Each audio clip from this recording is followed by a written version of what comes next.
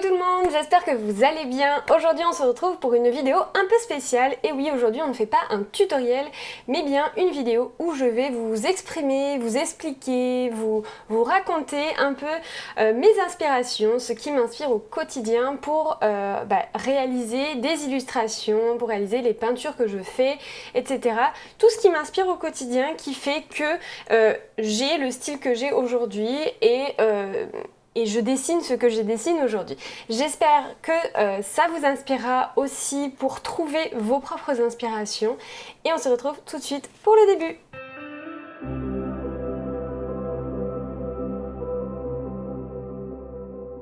Alors, je vais commencer par vous parler des inspirations qui me sont le plus générales, mes plus grosses inspirations qui au quotidien me guident dans mes illustrations, qui me parlent le plus, qui m'inspirent le plus. Donc en réalité, ça va être plutôt les inspirations dont vous pouvez vous attendre un petit peu, celles que vous espérez presque entendre. Et puis, je vais vous parler ensuite des inspirations qui sont un petit peu plus inconscientes, dont on s'attend le moins, parce que effectivement, en fait, l'inspiration, on pourrait s'attendre à ce que ce soit, ça ne touche que la vue, que ce que l'on voit, que ce qui est visuel, qu'on soit inspiré seulement des choses que l'on voit, sauf que c'est pas le cas du tout. On peut être inspiré par plein de choses qui touchent les cinq sens et je vais vous parler de ces inspirations-là qui m'inspirent pour réaliser seulement les illustrations et les peintures, donc cette créativité-là que je parle, puisque la créativité est très large. J'utilise ma créativité lorsque je crée mes formations, lorsque je rédige un contenu sur mes réseaux sociaux ou que je vous envoie un email, etc. Et là, il y a encore d'autres inspirations qui rentrent en jeu, mais aujourd'hui, je vais vraiment juste vous parler des inspirations qui m'aident à créer des illustrations, donc des peintures. Donc du coup, je vais commencer par la plus grosse inspiration, celle qui m'inspire vraiment le plus au quotidien, c'est la nature. La nature, vraiment dans tous ses états. Et plus particulièrement, il va y avoir des sous-inspirations, on va dire. Les saisons. Les saisons, c'est un truc de fou, mais je suis absolument passionnée par les saisons. D'ailleurs, petite anecdote, Créacoa a failli se nommer et partir sur un principe avec des saisons. J'ai failli faire quelque chose en rapport avec les saisons. Je me souviens plus exactement quoi, mais je crois que j'avais vraiment voulu partir à réaliser quelque chose en rapport avec les saisons parce que c'était vraiment ma première inspiration. C'est ce qui me motive vraiment au quotidien. J'adore ça. C'est vraiment toute cette atmosphère en fait qui ressort des saisons, les sensations qu'on peut avoir en fonction de chaque saison, les objets aussi que l'on peut voir,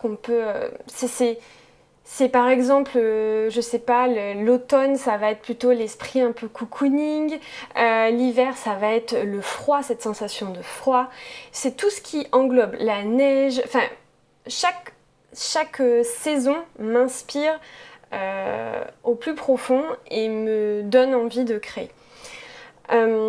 Ensuite, j'ai les fleurs.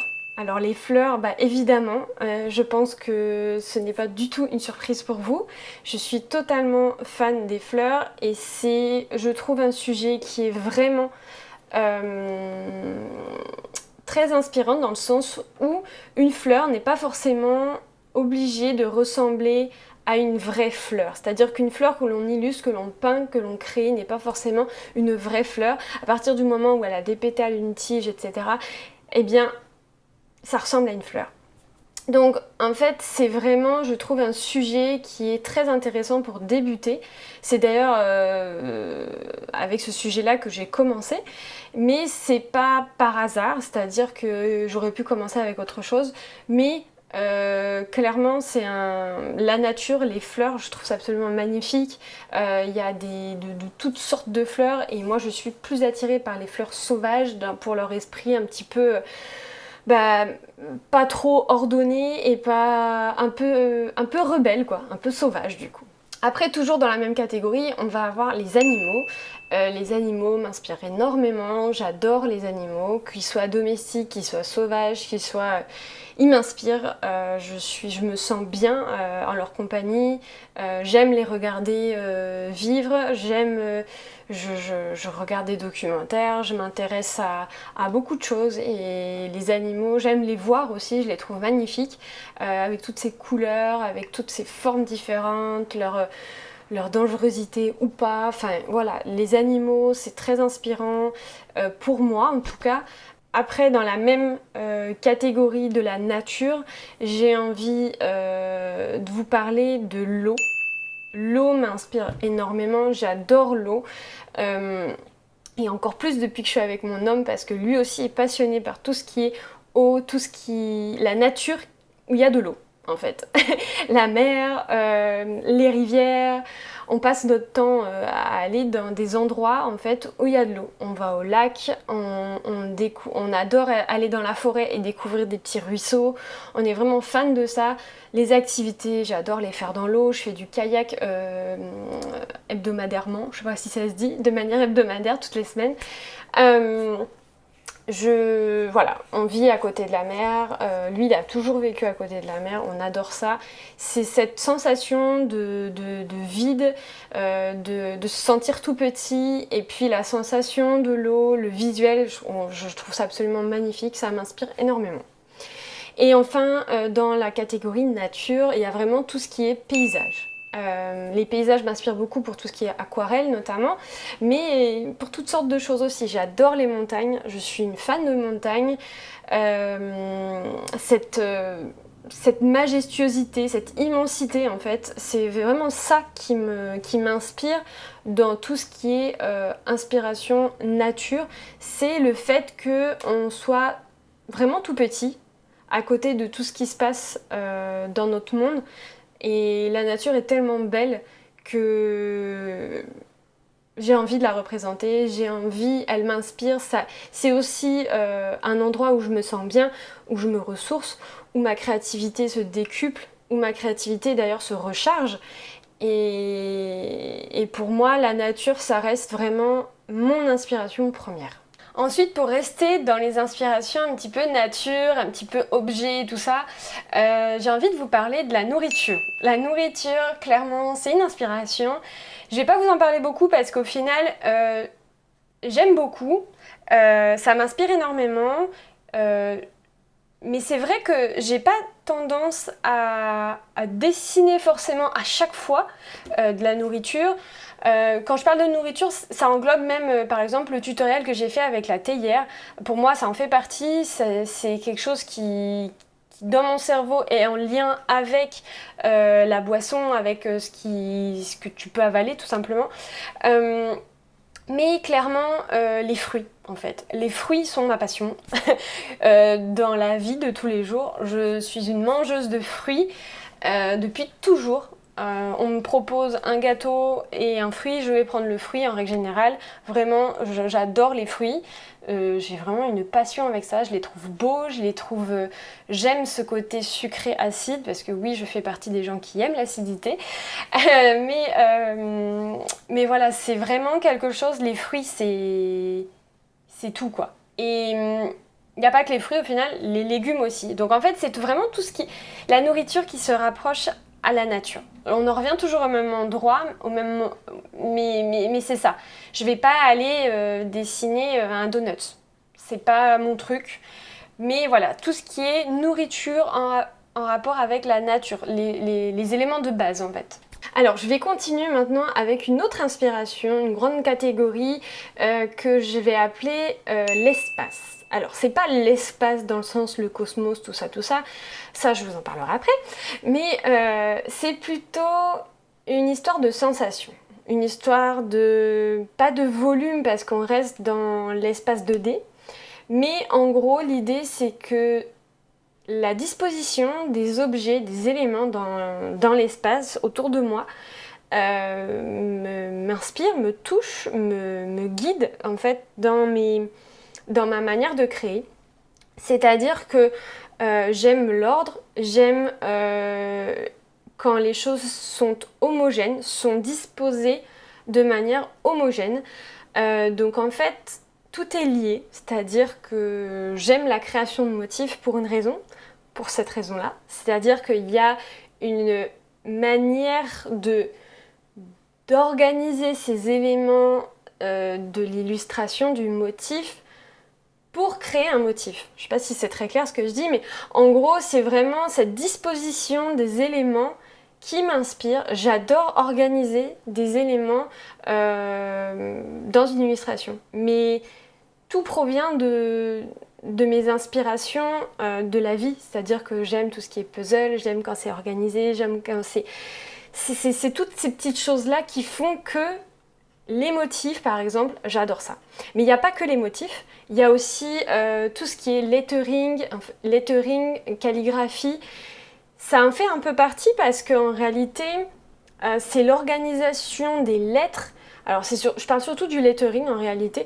L'organisation des lettres dans l'espace, la disposition, c'est vraiment tout cet esprit-là qui fait que j'adore ça en fait. Et c'est vraiment lié avec l'organisation des éléments dans l'espace. Ensuite, grosse catégorie d'inspiration, c'est les couleurs. Les couleurs m'inspirent énormément.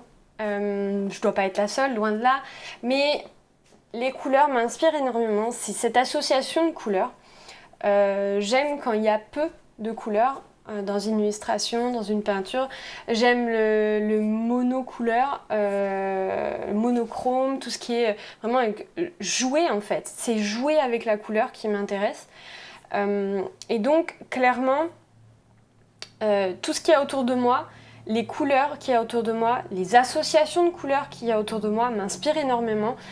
J'aime vraiment regarder s'il y a une palette de couleurs. Je vais tout de suite avoir... je vais le voir. Je vais le voir tout de suite. Quand il y a une palette de couleurs dans la vraie vie que je vois, eh bien ça va m'inspirer. Je prends des photos, je garde en fait en souvenir cette palette-là.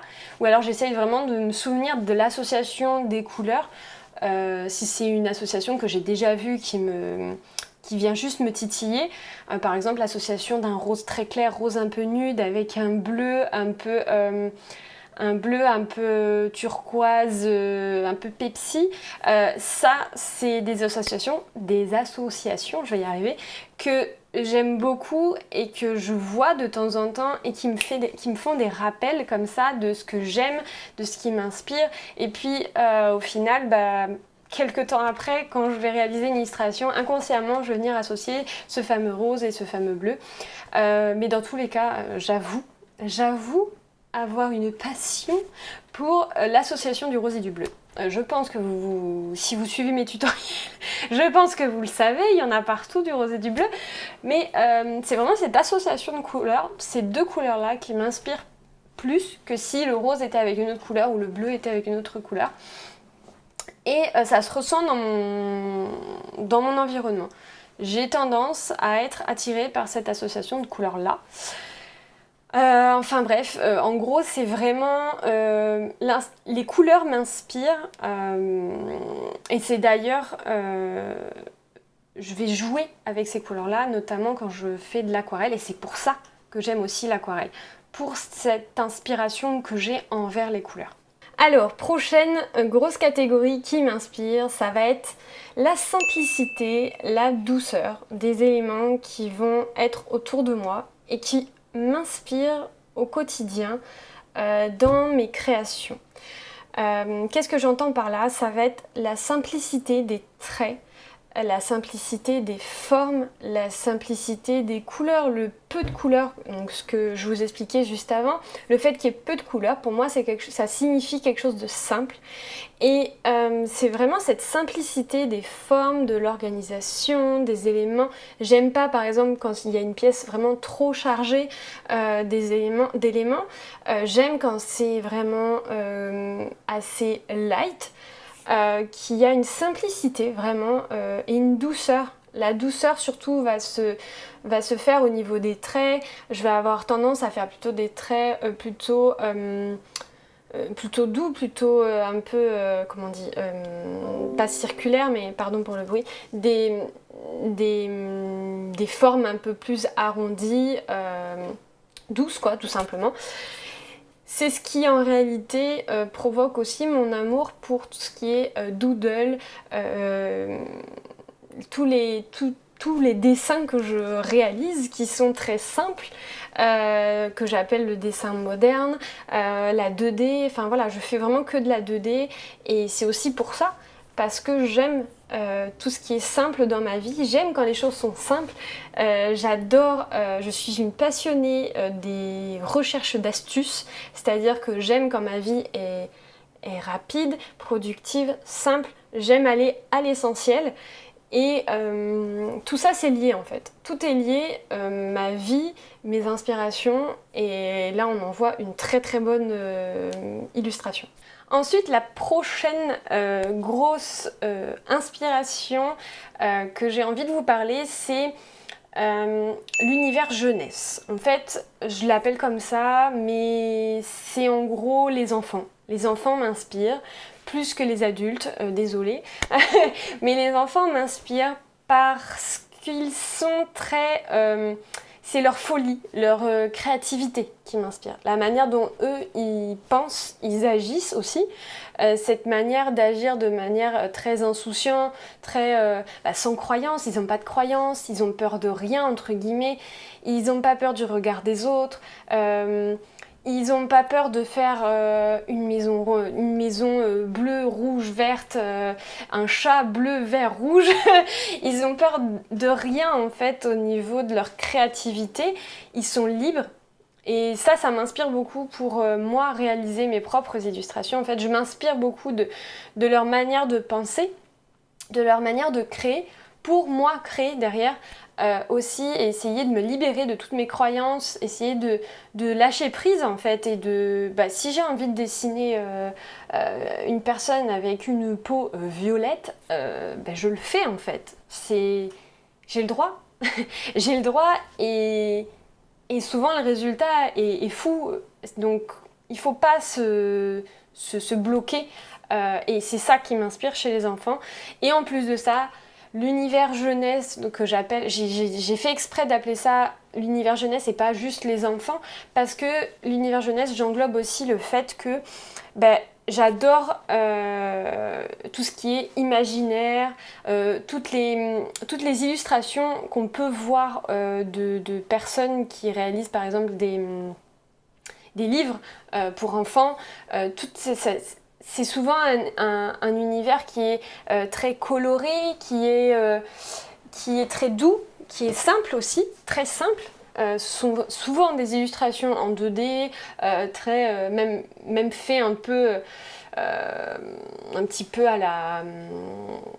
comme si c'était un enfant en fait qui écrivait et qui dessinait.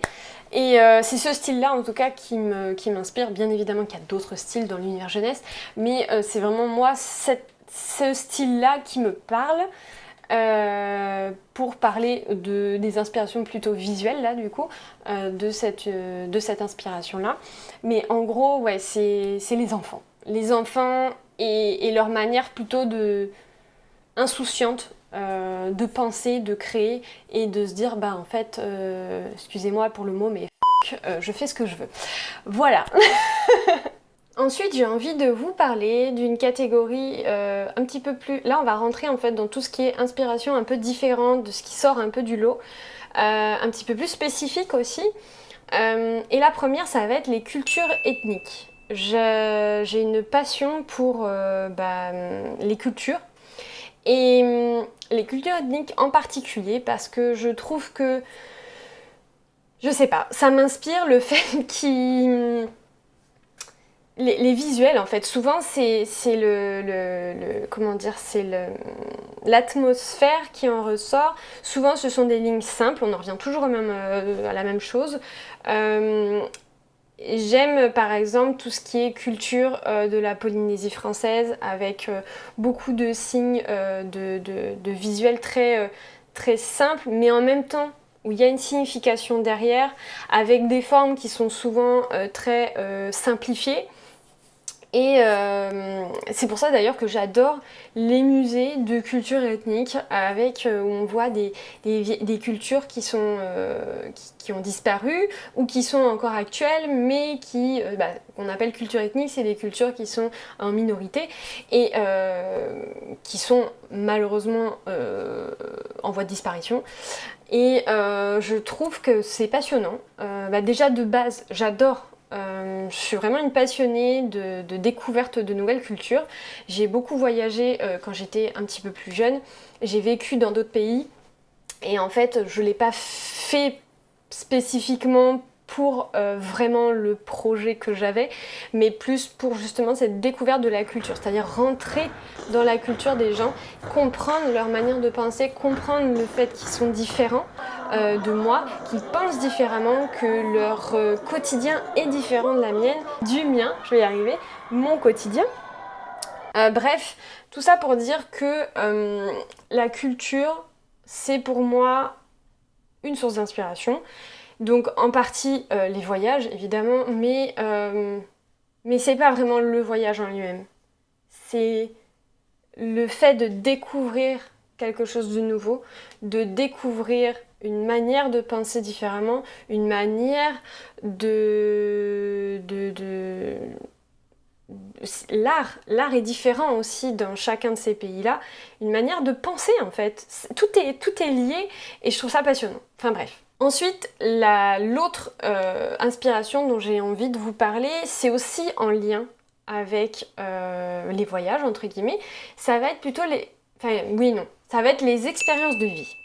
Mes expériences de vie, tout ce qui va être activité originale, qui va sortir de mon quotidien, ce qui va quand je vais sortir c'est sortir de ma zone de confort, mais aller encore un petit peu plus loin, pas que juste sortir de ma zone de confort, mais plutôt vraiment tout ce qui est activité qui va me provoquer de l'adrénaline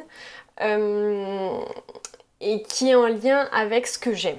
Voilà, donc par exemple, j'adorerais faire sauter en parachute, tout ce genre de choses. C'est pas quelque chose qui m'attire, mais je sais que si un jour je le fais, c'est quelque chose qui va m'inspirer, qui va m'inspirer. Par exemple, quand je fais des activités dans l'eau, que ce soit kayak ou une activité que je ne fais pas souvent ou que je n'ai jamais fait, eh bien là ça va m'inspirer. Par exemple quand j'ai fait du cheval il y a l'année dernière, ça faisait des années que j'en avais pas fait, ça m'a inspirée. Ça m'a inspirée parce que c'est ces moments d'expérience, voilà, ça ne s'explique pas, mais en tout cas, sortir de sa zone de confort, c'est très inspirant. Ensuite, je continue dans tout ce qui est autre inspiration un petit peu différente. C'est ce fameux espace, le vrai espace. Là, on parle d'autre chose encore. Donc, le fameux cosmos, en fait. C'est ces sensations, la sensation du cosmos, la sensation de l'espace vide, la sensation de cette immensité de tout est possible, tout est réalisable, tout est grand, tout est incontrôlable. Et en fait, Puis c'est aussi cette sensation d'inconnu, on n'en connaît absolument rien par rapport à ce qu'on pourrait connaître. C'est un peu cette curiosité, tout est lié dans mes inspirations et l'espace, le cosmos, ça en fait partie. D'ailleurs, là, on voit juste au-dessus de ma tête, on voit le petit ours avec son casque sur la tête.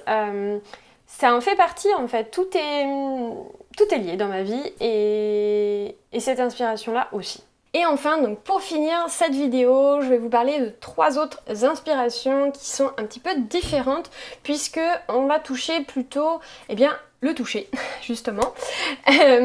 Donc il y a le piano. Alors le piano, je joue du piano depuis novembre dernier, donc ça fait même pas un an.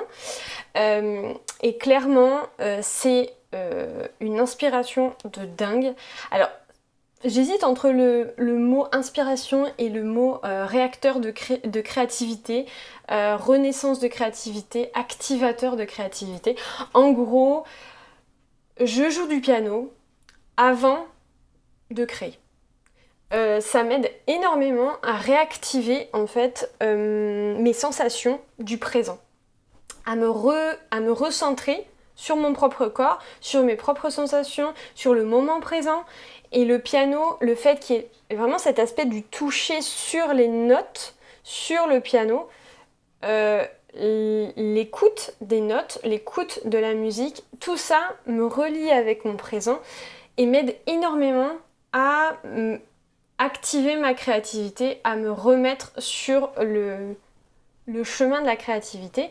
Et donc forcément, moi je considère que c'est une inspiration, c'est quelque chose qui m'inspire, qui m'aide à trouver l'inspiration derrière. Ensuite, la deuxième sur le toucher, ça va plutôt être en fait le toucher en général, mais tout ce qui est... je suis attirée par tout ce qui est doux. Alors j'imagine que c'est le cas de beaucoup de femmes. Les hommes, peut-être c'est un peu moins important pour eux, je ne sais pas, peut-être que je généralise, mais c'est vrai que les femmes, on aime souvent les textures un peu douces, on va aller acheter une trousse toute douce, on va aller avoir un petit plaid tout doux ou un t-shirt en velours ou je ne sais quoi. On aime se toucher doux, pas tous évidemment, mais moi je parle de moi et c'est vrai que j'aime ça, j'ai besoin de ça. Et ça m'inspire, ça m'aide, c'est un peu le lien aussi avec tout ce qui est les saisons. J'aime cet esprit un peu cocooning et ça m'inspire des illustrations, des peintures, des sensations en tout cas, qui vont m'aider à réaliser mes illustrations. Et enfin, pour terminer cette vidéo, j'ai envie de vous parler d'une inspiration qui est pour le coup très non visuel puisque on va parler de silence. Donc là on touche le sens de l'ouïe. Le silence est pour moi une très grande source d'inspiration et aussi un activateur de créativité. Le silence est pour moi la base, c'est-à-dire que j'ai besoin de ce silence pour créer. Évidemment, parfois, je choisis de mettre de la musique, mais la musique doit être vraiment vraiment choisie en fonction de mon humeur du moment et en fonction de ce que je veux faire. Donc c'est aussi pour ça que je dis que le silence est une inspiration pour moi, parce que ça m'aide à me connecter à ma créativité et aussi parce que quand j'ai des moments de silence, des moments où je me rends compte que je suis dans le silence, que j'ai du silence autour de moi, que c'est silencieux, ça m'inspire énormément, ça me ressource aussi. J'adore aller dans un endroit très naturel, donc dehors quoi, tout simplement, voir un paysage devant moi avec, je ne sais pas, la mer, la rivière, la montagne, enfin peu importe, je crois que vous avez compris. Et avoir ce fameux silence. Et là, je rentre dans une phase d'inspiration, de flow.